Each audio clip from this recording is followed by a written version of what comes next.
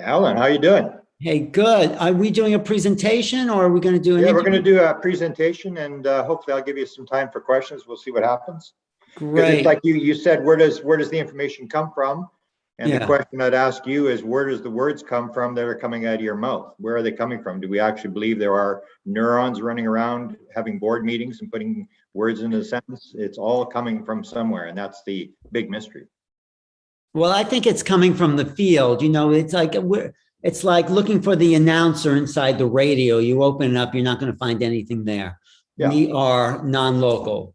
Yeah, that's the And whole idea is people like who's doing the meditating, who's doing all the stuff that we're talking about. The I, nobody ever describes it's the story is always remember who you actually are. You are not the actor on the stage, you are playing an actor on a stage. Big difference. Super. So you want me to do a presentation? I've got some stuff here. Let me. It's like you are the observer. Okay, let's go for it. Go for it, Grant. We are Let ready me for share you. my screen here. It's 7 o'clock. Oops. Okay, can you see my screen? Yeah, we see it. Yes. Yeah. Okay, so it starts. This is I was just working on this recently, and this is I thought I'd put together something called What I Learned in UFO School in 46 Years. So I've been at this for 46 years, and I can absolutely tell you I would be floored if I knew what was actually going to happen. I had my first sighting in 1975, and when I first saw it, it was very evident. It was very close. It was like, oh yeah, that's an extraterrestrial. They're looking out the windows at me as they fly by. I live in Winnipeg, Manitoba, Canada, so it's in the middle of nowhere. I thought these aliens may be a little lost. What are they doing in my part of the country? There's nothing here to see. And everything has changed. And one of the main things that's sort of changed in the whole thing is the more I look at it, the more it doesn't seem to be UFOs. It's a much bigger top thing than UFOs. A lot of the stuff that I learned in 46 years really it's linked to UFOs, but it really doesn't have that much to do with UFOs. I say this now because I've always talked about this, but now someone used a line and I've stolen the line. Is I at one point had to join UFO Sighting Anonymous because in 1975 I had sightings. I was all excited. We were out there investigating this. It was flying there quite often in this town called Carmen, and I'd be out there every second night. I basically quit university to go and do this. I was just so enamored with what was going on. Had a lot of sightings. In middle of 1976, I kind of got tired because there was some on the ground. We couldn't surround them. We couldn't get near them. We could film them. They would interact with us and stuff like that. But it just was not. We were just not able to actually pin this thing down. And so I published a book, and one of the best things that ever happened to me was the rejection letter I got. I got a number from Toronto, but the book on Charlie Red Star, which was all the sightings we had in 75, 76, and I was close 5 times. I was within 500 meters, I'd say 5 times. And you hear this story about people who are injured with UFOs being close contact. I say, well, I was close 5 times and nothing ever happened to me. But anyway, I had a rejection letter from a local publisher said, Mr. Cameron, you may believe in this kind of stuff, count me among the unbelievers. And at that point, I have never really looked at UFO sightings again. I sort of see it as sort of like, it's entertaining. The only thing it really will give you is the fact that, yes, something is going on. There's some reality, something is going on, but the more I've looked at the UFO sightings, the more it seemed to be much more complex. And what I say now, and these are my opinions I'm going to give you today, is that this thing is at least 1,000 times more complex than people think it is. People have it all pinned down because our left brain wants to, put a bow on the thing and put the final chapter, and we got it all figured out. And we've won all the wars, and we've got all the equations figured out, and we've got the one piece of the puzzle to put in. And what I've found in my 46 years is we haven't even got a clue what's going on. It is much more complex, and you hear that from Phil talking about what he's learned. It's much more complex, much more involved, and much more spiritual than people think it is. One of the things I learned in the 46 years is the interdisciplinary thing. I learned this when I was at the university. I worked at university for 40 years. I wasn't a professor, but I worked with a lot of academics. And I remember I worked in the faculty club lounge, one of the most important jobs I ever had in my life, where the guy who was training me said, Grant, I want you to realize that these are academics. Don't get intimidated by these guys. I had presidents, vice presidents, deans.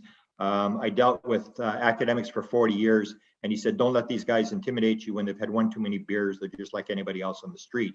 And where I realized that academics are perhaps the worst people that can be used to study the UFO phenomena, because academics, what I found is they're very, very specialized. So they may be into molecular biology in one particular section of molecular biology, but don't get that guy to fix your tooth. Don't get him to fix your car. Don't get him to talk about philosophy. And I would have 3 deans that used to sort of discuss UFOs with me. And I remember the one was the dean of plant science, and he liked to play, you know, skeptic. And at one point I suddenly said, hey, like you're a dean of plant science. You know how to plant roses. You know nothing about UFOs. And he agreed with me. And that was the whole deal. Is we have this idea that if somebody's a PhD, that they're very smart and they know everything. They're actually very, very specialized in very, very limited field of knowledge. And when you get them out of their field of knowledge, they have no time to look at any other fields. So the UFO field, I think, has to be interdisciplinary in terms of what we do in the UFO field. Because as you know, as you've been in this long enough, you know that it involves astronomy, it involves consciousness, it involves philosophy, it involves understanding quantum physics. And what you need is this interdisciplinary thing. And once we get down one particular field, then it's what we used to call PhDs. We used to call them piled higher and deeper. And it was all about ego. People would play games with them and say, good morning, doctor. And the guy would only have a master's degree, and nobody ever disagreed with it, because it's all about status. It's all about this whole idea that we have the answer to everything. But the interdisciplinary thing is, this is how reality works. That's sort of the bottom line I came with UFOs, is if you start to understand the anomaly of UFOs, you get to understand what it's just showing you an anomaly about ultimate reality. And that's what it basically came down to. I never would have believed that in 1975, that's where I was going. I just figured this was straight an ET that was flying by Carmen, Manitoba, and got lost. And I happened to get lucky 2 nights in a row, and I happened to see it. And the second night it came directly at me. And a lot of the things I discovered in UFOs was 30, 40 years later, it suddenly occurred to me. And the one was the second night when it came at me, flew right at us. There was 8 of us there, and it was down low, close to the ground. It came right at us and got within maybe half a mile, and then made this left-hand turn and flew off into the northeast. And it was like 35 years later, 40 years later, I suddenly think, like, why did it come at me? I mean, if it was flying, why wouldn't it just go from the west into the northeast? Why did it have to come at me, make this turn, and then disappear off on the other side? And then I started to realize that this thing was this was not as random as I thought it was, that a lot of this stuff was probably planned, that this was the way it was supposed to be, and they were to drag me in. And when I started to look back on the cases in 1975, it agreed that a lot of the stuff that happened was definitely could not have been random. So interdisciplinary is very important, that we get everybody involved and that everybody has a piece to the puzzle. The anomaly is what I just mentioned before, and that is the idea that the UFO phenomena is just another anomaly. And the whole idea behind anomalies is we always figure that we've got the world all figured out. We got one piece of the puzzle to put in, and the anomalies show you that one of your pieces is wrong. And the analogy was sort of given to me in one of my sort of moments where I was given some material, was you got wrong blocks. Then in 1492, we thought the world was flat, and the world was flat. And we thought the sun went around the earth. And then there's the story, what would the earth look like if it was actually flat and the sun did go around the earth? It would look exactly the same way as it does right now. That in that period of time, the world was flat and the sun didn't go around the earth and everything was solid and all these kind of things. There was time and space, but the wider your perspective is, the more material you get, the more you realize, yeah, I didn't have that right. No, that's not really right. And your idea of how reality works is going to be increased by the more material that you put in. And it's the whole idea of Donald Hoffman brings up, that everything that we're talking about is basically just a desktop icon, that you're never really going to be able to understand reality itself. Everything is going to be sort of a name in between, or an object in between, that we're studying these objects and we think that we've got it all figured out and we're not even close. And the anomalies are telling us we're not close. That's why UFOs is so important, because it's a very, very clear anomaly that tells us something's wrong. The belief you have about all this stuff in the world is wrong. So anomalies are very important. In the same, I wrote a book called Contact Modalities, where I talk about all these different things where you can get into the field, and there's different things like near-death experiences and channeling and psychics and mediums and all this kind of stuff. These are all just sort of different weird anomaly items that tell us that we got something wrong. And these people would not be able to do what they're doing. UFOs would not exist if people had it understood. If you had all the pieces together, this would not be happening. The reason that the anomalies are there means you've got something wrong. And when you study the anomaly and you figure it out, you're going to learn something about ultimate reality that will help you expand the world and make the world a more complex place and a better place, or whatever you want to use out of it. We talked about this, you talked about this at the beginning. This again comes to the idea of the contact modalities. And that is that I believe that everything is a field. We're in a field, we're just at a level in the field, and everything is there, all the material is there, and it's the ability to access the field, to get into the field and to get the material out of the field and bring it back into what we would call our conscious reality. And there are people who can do it. They have modalities for getting in the field, and it would be very smart to listen to these people and to watch them, rather than stating this is not possible, therefore you can't channel and you can't do mediumship and UFOs don't exist and all this kind of stuff.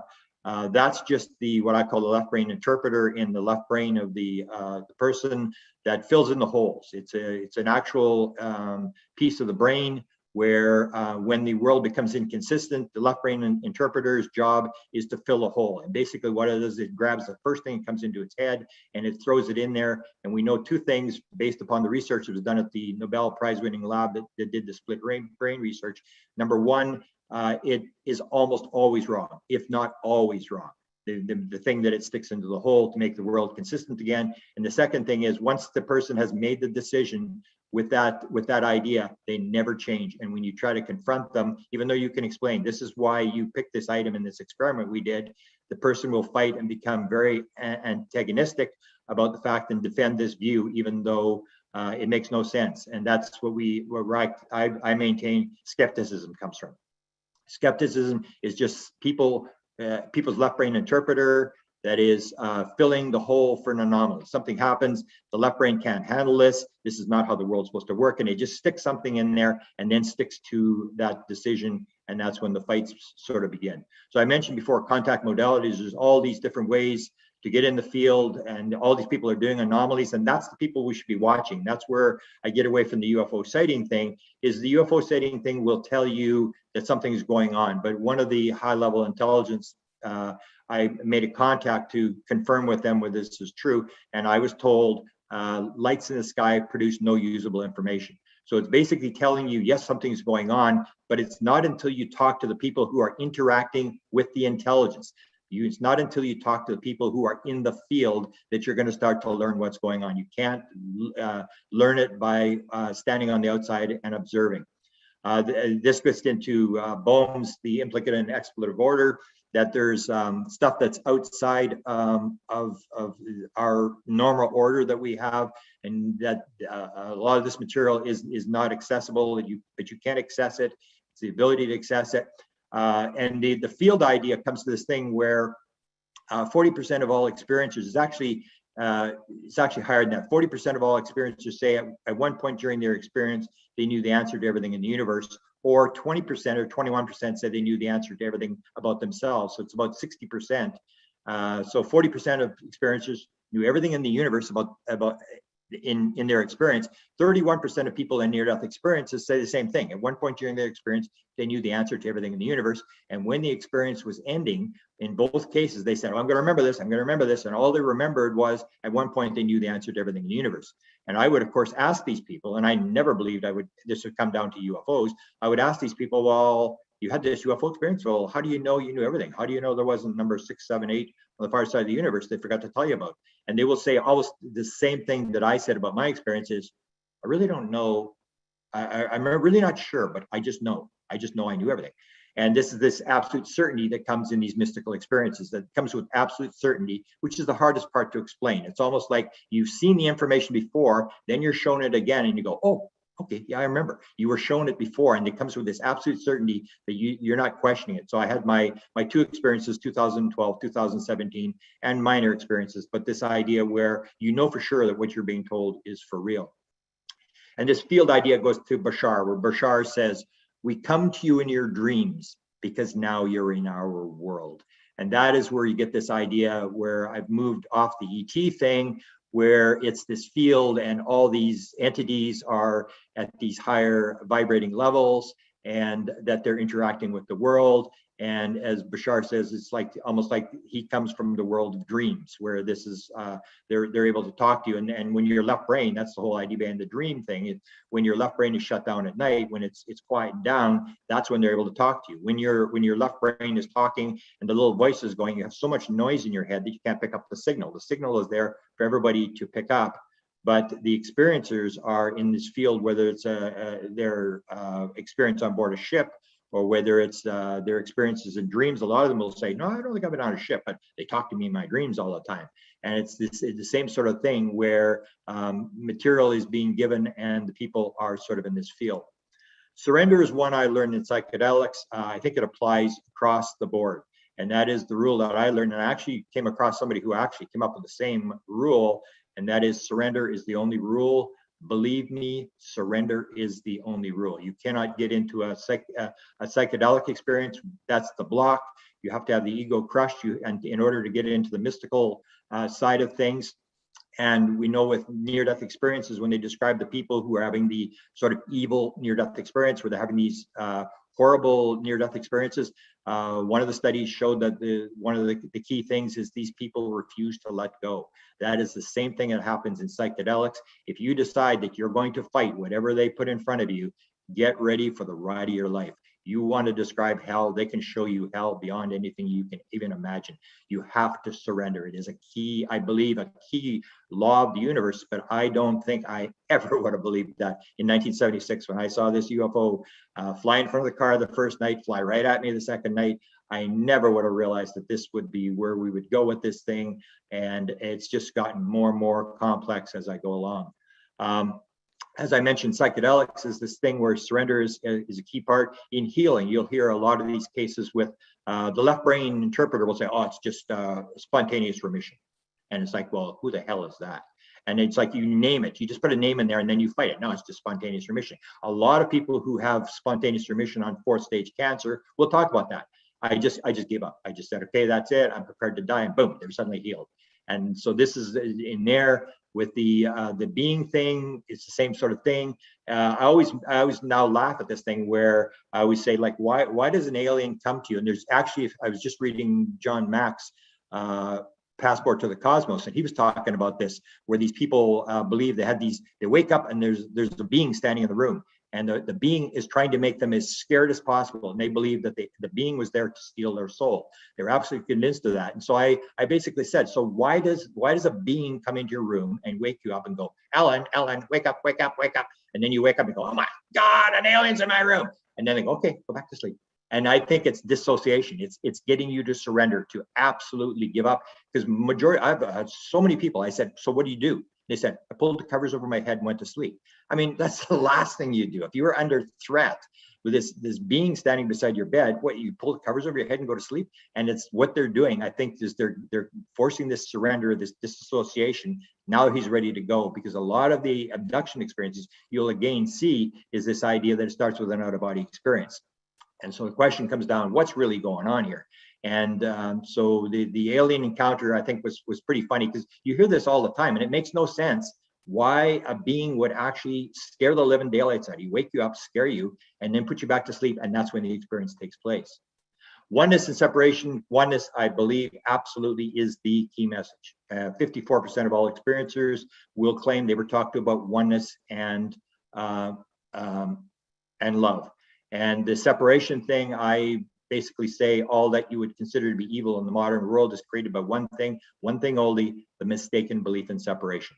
If you believe everything is one, we are all connected, we are part of everything, then you can no longer steal and hurt and You have to realize you are part of the thing, like a cell in the body, like a bee in the beehive, that you have your position to do. And when a cell goes rogue and decides it's going to duplicate and be its own little world and not play the oneness game, then you got a cell that's called a cancer cell. A lot of literature will actually go through this, whether you're talking UFOs or others. This is Bashar, one of his famous 4 or 5 laws of the universe. The one are the all, and the all are the one. This is this idea of the oneness principle. It's all one thing. I believe it is the key message. Brett Oldham, who really did not like the Greys, he actually said if they hadn't paralyzed him, he would have tried to kill them. He was so angry at the Greys, and he talked to the tall Grey on board the ship, and he confronted him, and he said, so what's your concept of God? And he said, the tall being said, we are one with the one who is all. And Brett said he was so floored by what the guy had said, he had to sit down. And then at that moment, they showed him a 3D holographic image of a formula and said, you have a disease on your planet called cancer. And he said, yes, well, this is the cure. And they said, well, give me a piece of paper. I got to write this thing down. And he got so obnoxious and fighting to get a piece of paper that they actually let him out of the room. But he talked about the oneness message. This is one of the channelers. I'm going to forget his name. This is Paul Selig. This is Paul Selig. Paul Selig, yeah. Paul Selig is one of the channelers. I've gotten more and more interested in channelers. So this is what Paul Selig says. You cannot be the light and hold another in darkness. If you wish to justify that, you may. But you will accrue the punishment that you will give another. You have to put yourself into the darkness with them. You will not be in the light. You cannot know truth when you deny the divine. So his whole basic concept is there is only the divine. And that when you decide that you're going to separate something from the divine and say that's not divine and stick it into the darkness, it will drag you into the darkness with it. And whatever you choose to damn, or whatever and whoever you choose to damn, will damn you back. Whatever you bless will bless you in return. It's this very basic concept that it's all divine and that we're trying to separate the divine. We're the divine, and these people and these things are not divine, and moving them. But when you move them into the darkness, it drags you into the darkness with it. Here's this where he said this all divine. The first lesson, this is Edgar Casey. This goes back almost like 100 years. The first lesson for the first 6 months should be one. Oneness of God, oneness of man's relationship, oneness of force, oneness of time, oneness of purpose, oneness in every effort, oneness. So this message has been around for quite a while. And when you actually look at it and look at the world today, that is the problem. We're moving more into separation, me versus you, my country versus your country, my race versus your race, my religion versus your religion. It's separating more and more this division thing. And the basic concept that I think they're trying to get across is you either get the oneness thing together or you are going to destroy yourself. You cannot keep separating. You got to realize you're all divine. You're all part of the one. And it's time to act as part and do what you can to make the universe a better place. This is Einstein basically saying the same thing. Separate from the rest, a kind of optical delusion, he called it, of consciousness. Our task must be to free ourselves from this self-imposed prison and through compassion to find the reality of oneness. And so when you get the oneness thing, it's not only the idea of us all working together as one and realizing we're all part of the same ecosystem and part of the one galaxy. And it gets to this idea of how do they get here? How does this intelligence get here? And the whole idea is it may all be one thing. There is no time, there is no space, there is only here, there is only now, there is only one thing. In fact, there was the guy from Brian Bender, and I actually asked him on a panel and he didn't answer it, but he talked about in one article or one CBS interview, he talked about the fact that the Defense Department had actually done a study on interdimensionality of the UFO phenomena. They'd actually done it. And what they were looking at is perhaps they're here, it's just a different here. And that goes to the oneness concept. They may not be coming from anywhere. They are here. It is all here. It is all now. It is all, and this whole idea where at the end I have this thing about abduction, DMT, OBEs, where the OBE that you may be going not outside yourself, you're going within yourself. When you die, you go within yourself. It's just a different vibration. It's all within, and there is, as John Wheeler, the Princeton physicist, said, there's no out there out there. This whole concept that maybe it's all right here, right now. And that's how it works. We make these assumptions, almost like the world is flat, the sun goes around the earth. It looks like they're coming from somewhere else, so this sort of thing. But when you start looking at, is there time and space? If a psychic says to you, you know, you're going to have a car accident tomorrow, and you do, you got to start questioning time and space, whether these things are illusions. And if they are things that we make up, then how does the actual reality work? Telepathy, same thing. We have this idea that our mind is going into somebody else's mind. It may be that it's all just there, and that you just use your mind to access the Akashic field, and you pull the material out of the field, and we're all in the same field, and you're not really going anywhere to read somebody's mind. You're just reading it from the field. Vibration is one of the key ones, I think, as well. Oneness is one. The other one is vibration. You'll see on a lot of literature, people will say, if you start thinking of things in terms of vibration, you're going to get things right rather than time and space and stuff. That things are vibrating at different levels, and you'll hear this in psychedelic stuff, in experiencers talking about this vibration, that the vibration is changing, and that you're sort of moving into a different vibration, which would be a different world or a different level or whatever. And in the last slide, the one thing I forgot was a very interesting one where people say, no, I was actually taken on board a ship. I was this sort of stuff. I have done a lot of work on psychedelics, and one of the psychedelics that really poses a problem for this idea is DMT, because Strassman did a lot of people in the 1990s in New Mexico on a study, and half of the people had alien experiences, and a lot of them had abduction experiences. I have a guy who's an AI expert who actually may be listening to this, who actually told me, he said, I had a classic abduction experience on DMT. I said, yeah, really? He said, yeah, I was on a table. What were they doing? They were working on my head. They were like some brain operation or something. I couldn't see the beings, I could see their arms. And so the question is, he was DMT, this is a 10-minute experience on a couch. He's not going anywhere. And so this gets this whole idea. And one of the stories was that Strassman actually stopped the experiments because he was so blown away by these people seeing these beings, and he had seen them himself. He had had the experience, which he keeps very quiet, but he had had the experience himself, where the beings came through this waterfall of fire and said, now you see, now you see, now you see. And he started these experiments with people, and he was blown away by this whole idea that people are seeing these beings, and there's these crossovers. And that's what you see when you see the contact modalities. You start to see these crossovers, that what happens in the UFO experiences also happens in the DMT experience, it happens in the out-of-body experience, it happens in OBE experiences, and you start wondering, is this all the same thing? Vibration, I think if we start looking at things in terms of vibration rather than here and there, I think we'll start to get it. Even if you look at Niels Bohr, who was with the quantum atom, he even talks about this thing, about the vibration of the atom, that there's no material, there's no matter as such. And here's this guy that was, one of the top guys. It may have been Max Planck, but it was either Max Planck or Bohr said there is no matter as such, and that what keeps this thing in its vibration, these atoms. And you go back down to this thing, and you see this vibration thing all the way through creation.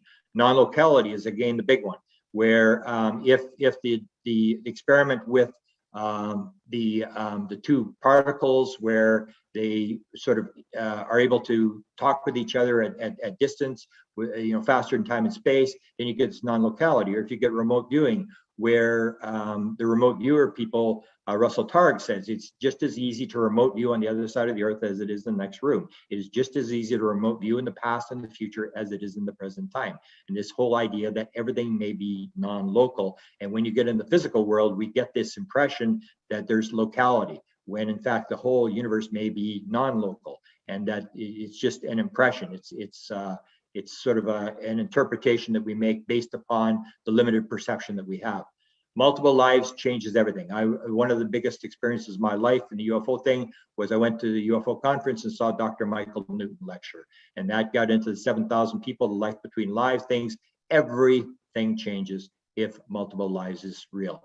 I didn't have that idea when I first started, but you start looking at this idea of contracts, whether we have contracts, whether our experience, UFO experience, whether we're in this field. The book I'm actually writing right now is the 11 things had paranormal events that were given to us in the modern world to change the paradigm.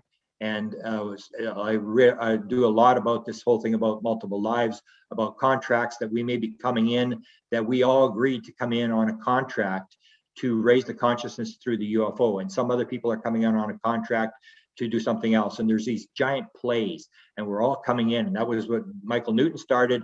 And a lot of people in the UFO people are starting to talk about this thing, this idea of the agreements that if it's multiple lives, we came into the world to do something, and that we all may have made this agreement to come in at this time in this place in the middle of this mess. And we came in for a particular reason, and that we all have a job to do. And we're in this giant play. We are not the actor on the stage. We are in a play. We are an actor on a stage, but we are elsewhere. We are the observer. We are the silence between the words, all that kind of stuff. This is Ron Johnson, who I think is one of the most important stories. I'm just trying to get him to finish off his book because he's not very well. He said, I think it has something to do with decisions made pre-existence. I begged God and Jesus for these to stop, because he had these very sexual experiences. He was a Mormon guy. He just couldn't handle it when they first started. But after many, many prayers, they kept coming. They told me that I had no right and that I was programmed from birth for these things to happen. And so you have him say that, and you have a number of others. Chris Bledsoe said the same thing. If you see his regression from 2008, the John Max associate at Harvard, his associate from Harvard said, "When did you first encounter these beings?" And he said, "They have been with me since before I was born." And that's the whole thing. If we have these pre-agreements to come in, everything changes. You have to reevaluate everything that's happening.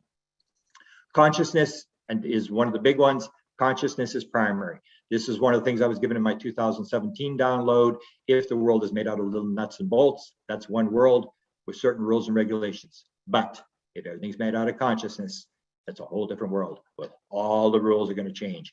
And you see this in quantum physics. You see this in all sorts of modalities.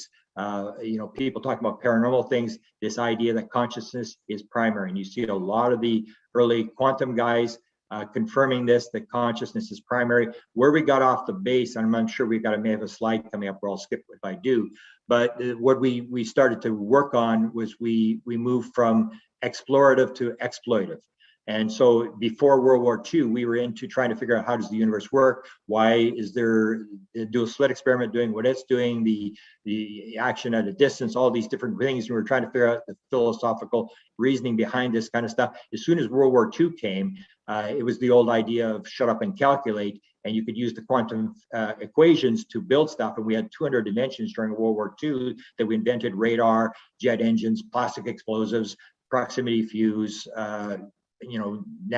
synthetic rubber. There was all these things, and suddenly the military realized, oh, we can use this. We don't need to answer the philosophical questions. Just calculate, just keep making stuff. And that's where we've moved away. Is there's nobody in the very few people in the science world who are trying to figure out the philosophical implications of what's happening. It's all the thing, and this even comes into ATIP, that unless you have something that you're going to sell, unless you have something that's going to help the military industry, you're not going to get funded. You're not going to get funded because you have a good idea and you want to find out how something works.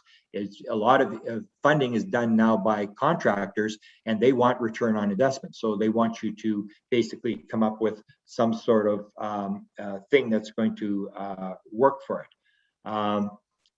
Jacques Vallée is the one that started. I used to think he was nuts. We are dealing with yet unrecognized level of consciousness, independent of man, but closely linked to the earth.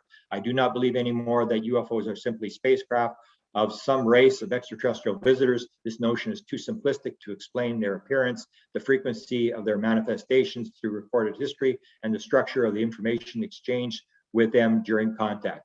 I used to think he was absolutely insane. The more I look at it, the more I think this is where the UFO community will be going. This is much, it may have an ET component, but it may be the same as we are claiming we're humans playing humans on a stage. They're playing the aliens. Everybody's playing a role. And when we close our eyes in death, we suddenly realize, it was just a big play, and I was playing a play. And now I'm no longer Grant. Now I'm going to go do something else. Or Whitley Strieber's wife, who came to him after he died and said, Whitley, I'm no longer Anne, but I'll always be Anne to you. And she's off to do something else. We are just playing a role on a stage, and that this all may be just things to play in this play to raise consciousness of the earth. We all have our little roles to play, and we are the ones that wrote the script.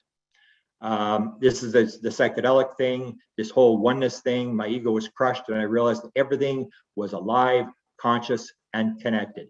And this is when the surrender takes place, and these people have these enlightenment experiences, and you see this over and again in these mystical experiences, that you realize these key components. Everything's alive, everything's conscious, and everything's connected. And when you realize that and really believe it, you stop destroying the world.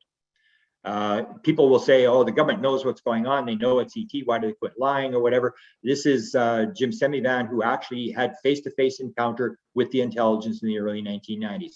He said, how do you make sense of it when there does not appear to be any there? The phenomena seems to work on another level. Consciousness, dimensions, unknown to our science. I do not think he's lying. I think that the people on the top, they may have bodies.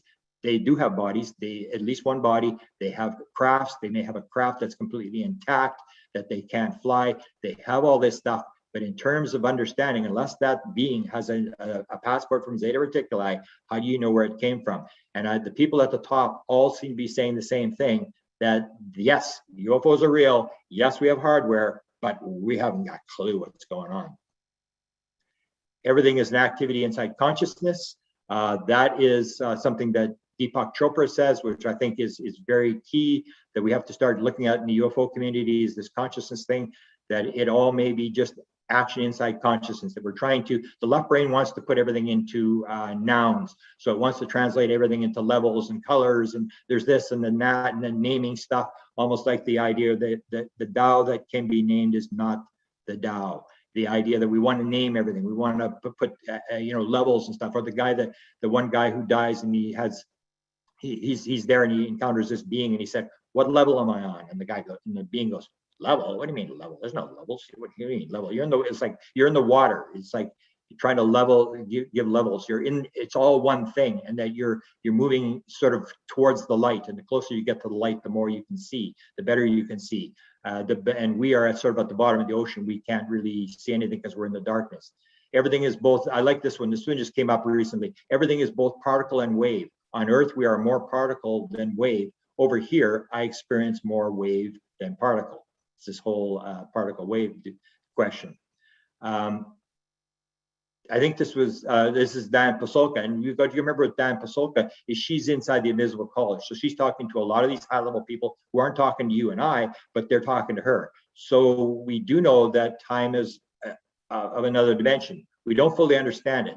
We do know, based on the research of people like Einstein, that we have an illusion that time is linear. Well, it's not.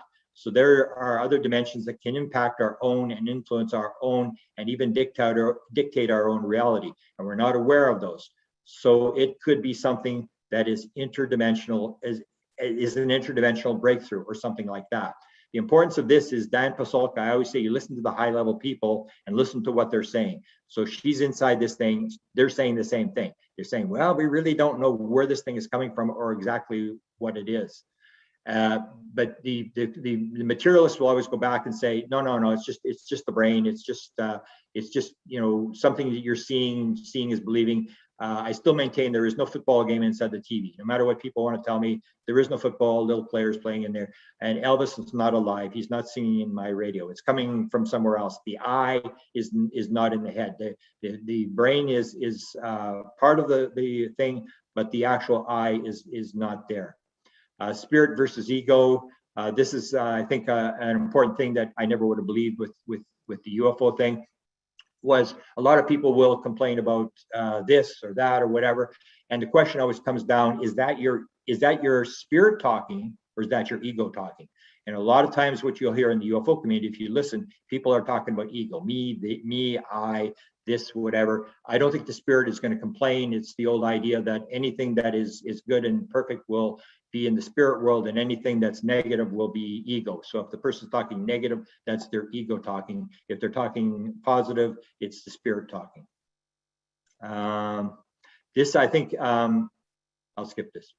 This is this idea where this comes down. Now we have a lot of this thing about the sort of the evil alien thing, that we're being oppressed, or people having good lives or having bad lives. And you go back to Civil War or whatever, we look at lives we had before, and we got killed in this life as something. We don't take that and say, well, I got killed in the Civil War, I'm still upset about that, and like I'm going to really worry about that. You start to realize this idea that it's a multiple life thing, and that we are living these multiple lives, and we're going to die in a number of different ways. And then when you get into multiple lives, everything's experience. It's not good or bad, it's just experience. Everything is an experience, and that we are the ones writing the script, and we may have planned for the way that we died.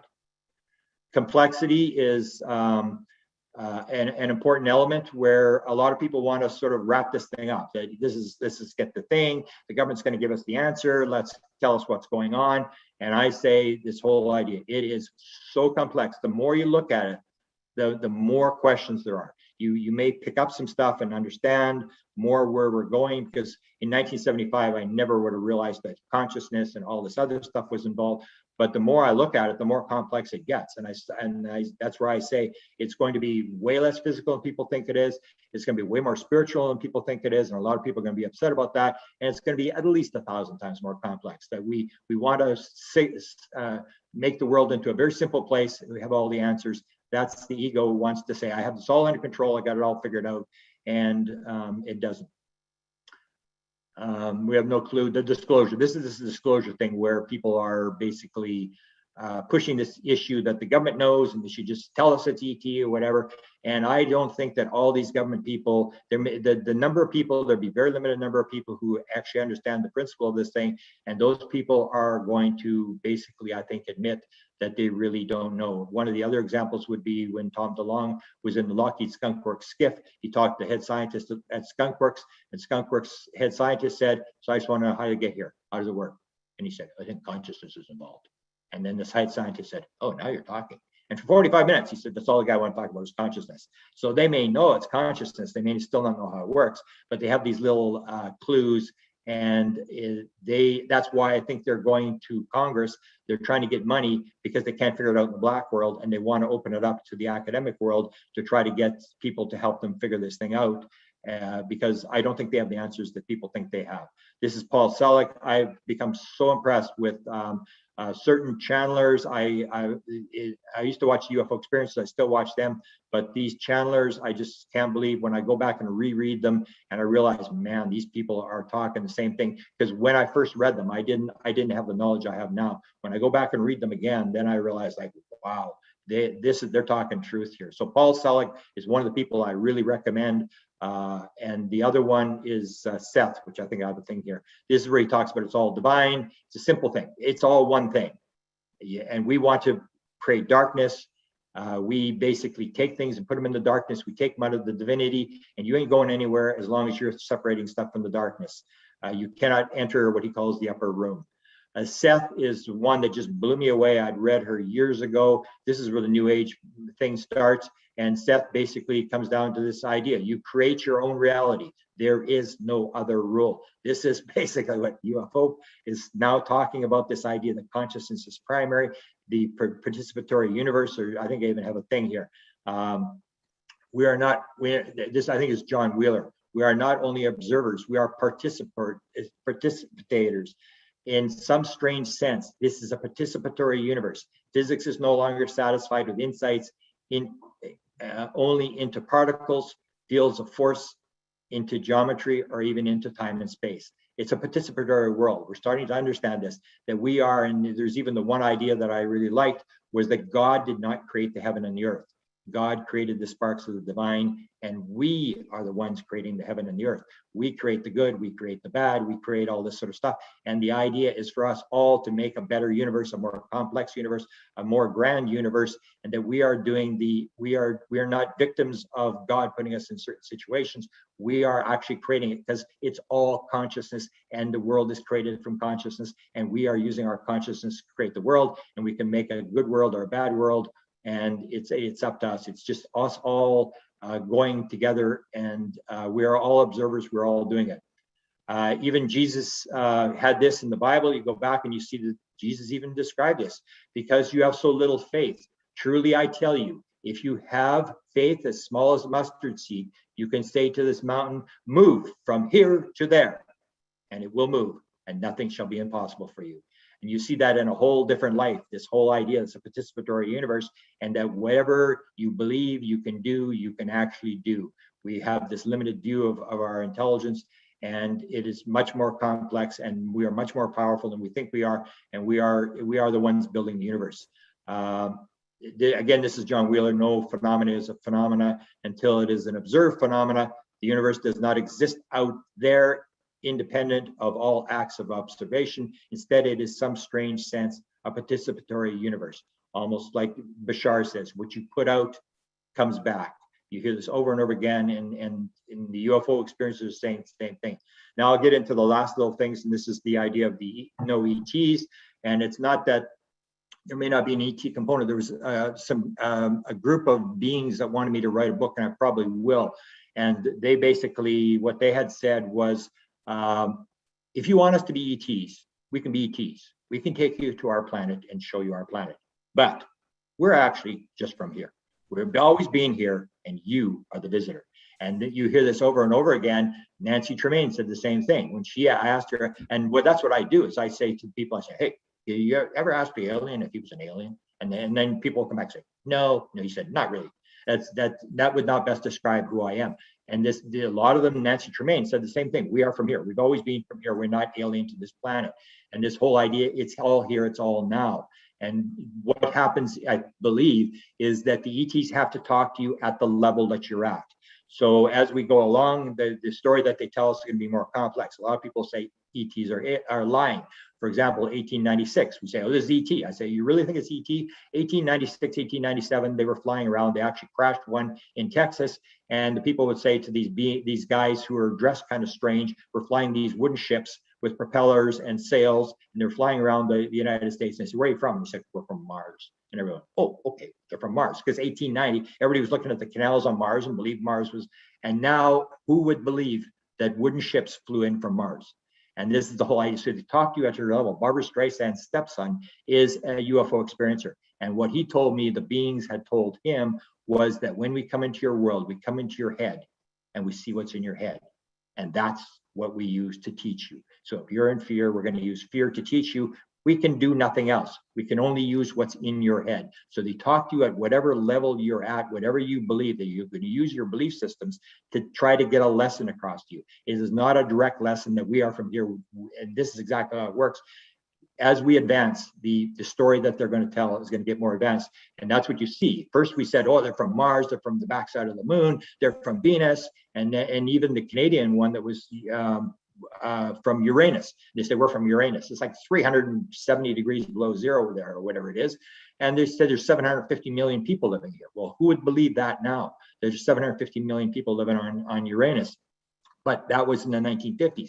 And then suddenly we suddenly realized, oh, they could be from Venus and Mars, because we had ships going there. We had, exploration visits. So then they changed. They were from, then they said from Zeta Reticuli, and they were from Pleiades. Well, Pleiades is 400 stars. Why wouldn't you get more specific as to what star you're from in Pleiades?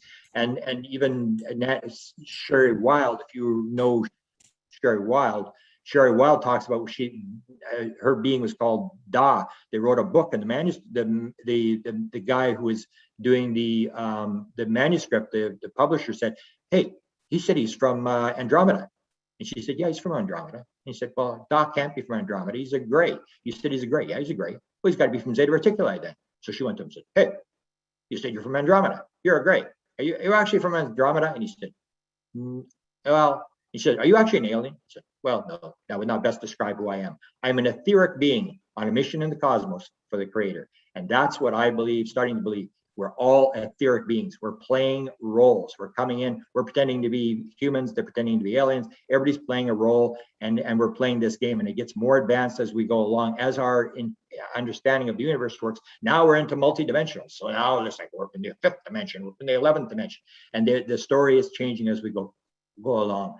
The disclosure thing, I basically say, anybody who thinks that the government is going to come out and say, this is ET, I would say I'm going to be very surprised if that happens, because I firmly believe that they understand this is for real. This is very complex, and they really don't have the answers as to what's going on. That's what they told Trump. That's what they've told high-level people I've heard numerous times talking about. Even Elizondo talks about that when they ask him, is this on world or off world? Well, hang on, there are options, as if they have some idea. And they basically say over and over again, we don't know what it is. We know it's not us. We know it's not the Russians. We know it's not Chinese. It's very complex, but I don't think they have the answers that people think. We're playing, this is the idea, we're playing a role. Nancy Tremaine, I mentioned this before, she basically confronted the beings and they said, no, not aliens.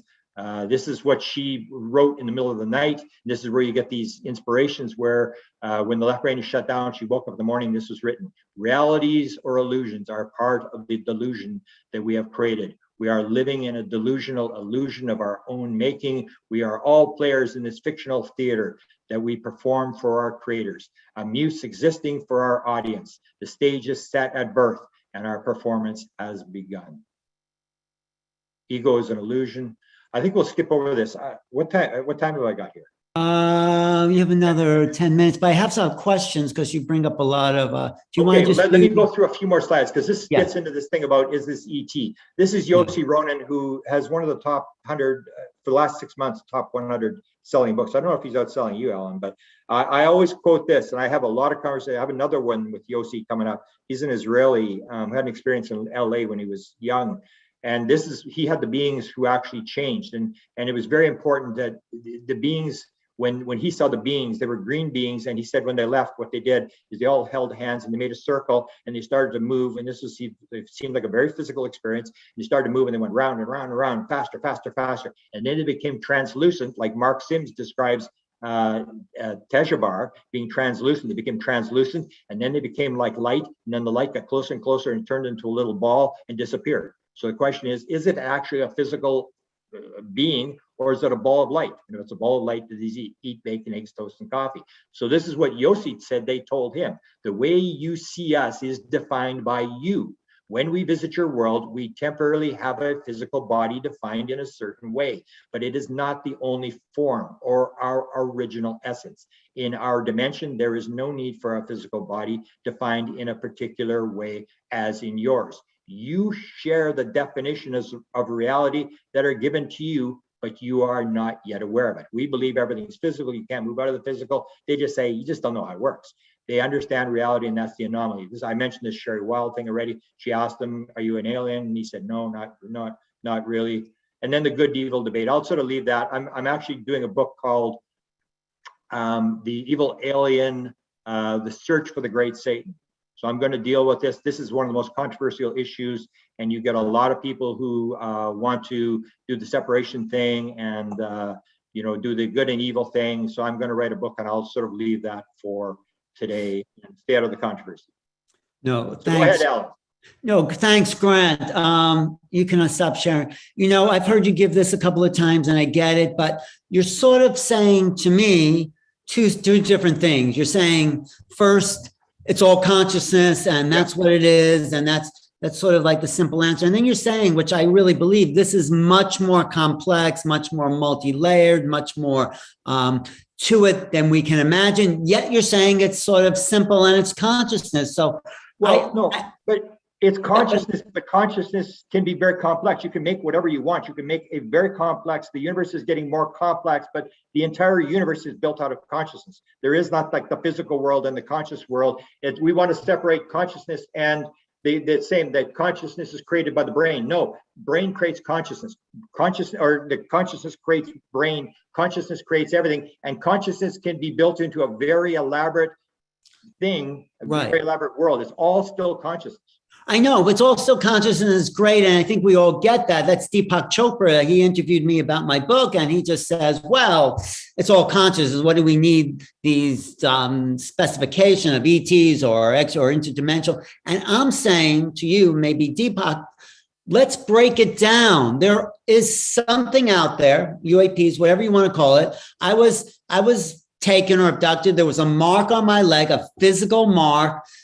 We can say it's all consciousness and it's great, and I agree with you, but let's start to get into the mechanics if we can. It doesn't mean it's not all consciousness, but let's just get into the breaking, let's try to undo the glue that conscious sphere. And so I'm saying, yeah, it's great, it's all consciousness, and with our intelligence and what we know of it, what else? How do we break it down? I guess I'm asking. But you still want to go back to the physical world. I had a physical mark on my body, and that's still the same thing. With hypnosis, you can make a mark appear on a body. And that's why I say, like, it's the same thing when you start looking at the beings. Why does an alien? I just did a book on triangles. Why do beings put triangles on your arm? Right. What is that, an abduction maneuver or like a propulsion symbol or like what? I mean, they're doing this stuff because you look at your arm and you say, I got a mark. Oh, that's for real. I mean, it's the same. It's the idea. It's all built out of consciousness. Whether it's the physical, everything's built out of consciousness, and you can make it complex. And it's almost like the idea is it's all signaling. That's what. Remember when they asked Bigelow, what was Skinwalker Ranch about? And he said it was all signaling. It was all gaming and signaling. So that's what they're doing. They're teaching you a lesson by building this sort of consciousness thing, but you have to act in your world because you're in a physical world. So they got to give you the messages in the physical world, but it's still consciousness. But I know, and I get that, and it's all consciousness. It doesn't matter ETs or gurus in India or channels. It's all consciousness. But let's look at when you say it's complex, and I believe that it really is more complex than maybe we can comprehend. What is that complexity? How do we break it down? I know I'm still looking at it physically, but how do we delineate the complexity of this phenomena, which is transcending anything that of reality that we think it is?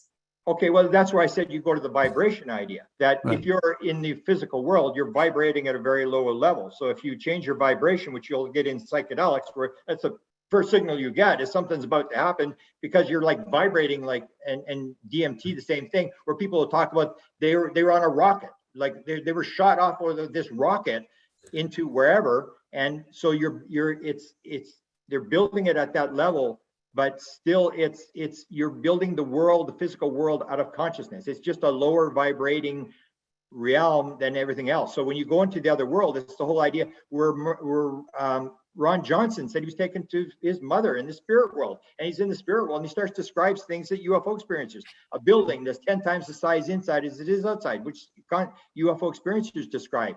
And these things cannot happen. Like when an experiencer describes Chris Bledsoe or Terry Lovelace, when they describe Terry Lovelace, it's about 30 feet across and he goes inside the craft and it's the size of a football field inside.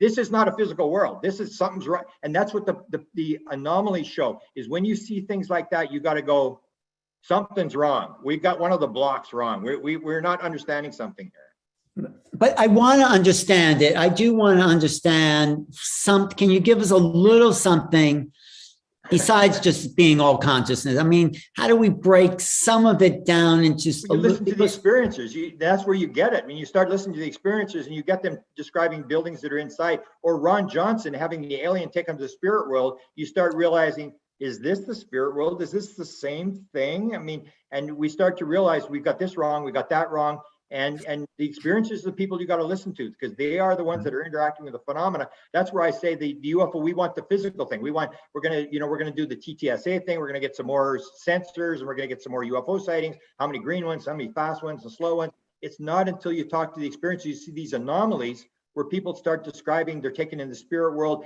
They saw the being in the last lifetime, all this kind of stuff, and you start to realize it's a multiple life thing. There's different vibrations, there's different levels. That 80% of all UFO experiencers have out-of-body experiences. That alone should tell you like something's connected here. And when you start looking at this, because we always want to go to the physical thing, we want to go to the physical because It's a technological world. We want technology. We want to go fast. We want to. So I think what you're saying to me, or to everyone, is like, if we really want to understand this, we have to realize there's more to us as human beings. We're not just flesh and blood. We're not just this limited being in time, space. We are more. Yeah, what they told me is you have not got a clue. I won't tell you how they swore, but they'd say you have not got a clue. You think you understand how it works. You haven't got a clue. Not only is what you've got wrong, it's exactly the opposite of what you've been told. And that's the thing, is we've got to start to realize we've got a lot of building blocks wrong. We're assuming a lot of things that aren't right, and the anomalies will lead you. So you look at the experiencers and you look at the anomalies, like the thing of waking up people. Even that thing, like, why would they wake people up and then put them back to sleep again? What, you know, why do ghosts have clothes on? Why do aliens not have clothes on? Why do aliens, if they're physical beings, why don't they have sex organs? Why don't they have belly buttons? Why don't they get older? You start looking at these things, you go, like, something's wrong here. We're missing the boat as to what's going on here. Because aliens, if they're physical flesh and blood, should be getting older. They should have sex organs. They should be wearing clothes. And like, why does a ghost wear clothes? It's almost like this signaling thing that the ghosts, the aliens, they're all coming from this sort of higher vibrating realm, and they're coming to teach us, to raise our consciousness, so we can understand how the world actually works. We have no idea how the world works. We just assume we understand how the world works. We're making how the world works and who we are as you, who we really are, really the essence. So the whole reality, we think the world is, we're back at 1492 thinking the world is flat and the sun goes around the earth. We're making a bunch of assumptions that are absolutely wrong. And the anomalies, if you look at the anomalies, will tell you, we must have this, time and space, we must have it wrong. There's no way we got that right. The fact that they're coming, they're popping in. Kid Green says, how do they pop in and pop out? So you hear that from a high level guy and you go, hey, that's a clue. They're popping in and popping out instead of flying here. They're popping into this world, they're popping out. Maybe they're just popping, they're here, and they're just coming from a different reality. We start to learn, but you can only learn by listening to the anomalies of the experiences. That's where it all comes down to. And that's why I think I was given this, was this weird anomaly. It had nothing to do with me seeing a UFO. It was putting me down. So I started to question, something's wrong. This thing should not be here. This should not be flying around if the world is the way I think it is. And I started to do the search, and they're trying to make us all curious. That's all they're trying to do, is make you curious. I know. They're not giving you the answers, and they're making you go and dig and find answers for yourselves. I know. Thank you, Grant. I mean, that's why you wrote the theory of wow for my book, because you just dwell on, like, we have to open up to this curiosity. But you know, there's so much you're doing, so much work. You're really one of the leaders in the field. I appreciate, you know, you taking it in this direction, because certainly the nuts and bolts direction doesn't have answers. Now we're getting close to some answers. How can people find you, Grant, and look for your latest book, Triangles and everything? My books are at It's All Connected, one word, which is the oneness idea. It's All Connected. And you just Google search books, and It's All Connected. All the books are there. I have a book on Canadian UFOs coming out. I have a book on triangles that just came out, and then I have this book on the 11 things, paranormal things that were given to us, like LSD and different things where rock and roll, even spiritualism, the Fox sisters, the beginning of spiritualism, how this changed the world, how these things changed the world. So I don't have a Facebook, I don't have a website anymore, but White House UFO is my YouTube channel, and Presidential UFO is my Facebook channel. Great. And I'm going to ask you to come on a Clubhouse next week, okay? And talk more about this. Yep. Okay. All right. Grant Cameron, ladies and gentlemen, one of the real leaders in trying to understand the phenomena on new levels of consciousness. Really, I think you're one of the leaders in that field. Thanks. Well, I think we're all there, Alan. I think if you looked at yourself 10 years ago and myself 10 years ago, we are miles ahead of where we are, but we still have no clue. I mean, we're making ground. I think we're moving along. Right. I know when I wrote my book, you said, well, maybe this is not about aliens. I said, Grant, I just wrote a whole book about that. And it's like, you're right. This is not just about aliens. It's all labels too, right? I mean, like, extraterrestrial could literally mean to someone anything beyond the terrestrial perceivable 3D, right? And a lot of these ETs probably even utilize interdimensional technology just to travel, right? So it's interchangeable, really. It's kind of just how you want to label it.